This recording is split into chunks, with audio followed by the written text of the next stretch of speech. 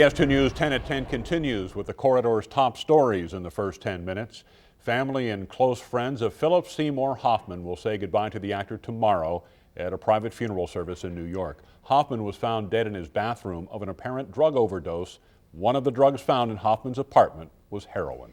Use of the drug is rising recently, including here in the corridor. CBS 2 News reporter Jason Hackett has more on the resurgence and the incredible dangers associated with this drug. Jason. Yeah, Tiffany and Scott, heroin is becoming a much more common sight in the region. Just this past weekend, Illinois State Police pulled over a man on Interstate 80 with 62 pounds of cocaine and heroin in his car. Local agencies like the Area Substance Abuse Council say it's getting harder to treat people who are addicted. It's just after 5 at Parlor City. The dinner crowd is starting to shuffle in. In the middle of it all, standing by the bar, is owner John Jelinek. In his hand, he clutches a photograph, all that remains of his son Sam. Never saw him with a needle in his arm until I found him dead. You see, while the handsome 23-year-old was smiling on the outside, inside he was wrestling with heroin addiction. Heroin is such a demon that it just jumps up and grabs you. Jelinek says that struggle came to an end last March. All the drive, all the way out, I knew I was going to find him dead. I just could feel it, sick to my stomach.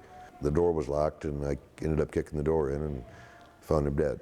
Unfortunately, Jelinek's story is becoming more common in eastern Iowa, and the face of addiction is more or less like Sam's. 20-year-old Caucasian middle-class kids. With recent crackdowns on prescription meds making them harder to obtain, most of these kids searching for a stronger high are turning to the cheaper heroin. We hear a lot that Chicago is bringing a lot this way, and for whatever reason, Cedar Rapids seems to be, one of the big areas that's being flooded. It's why ASAC's numbers have jumped from 69 heroin-addicted clients in 2012 to 91 in 2013.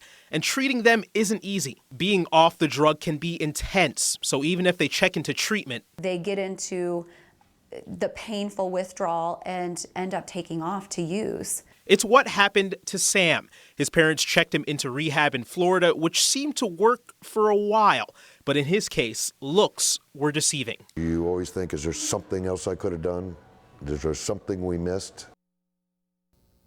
Now, ASAC says because of the intense withdrawals, they would need a large detox facility to help treat the addicts. In the meantime, they do the best they can with the resources they have.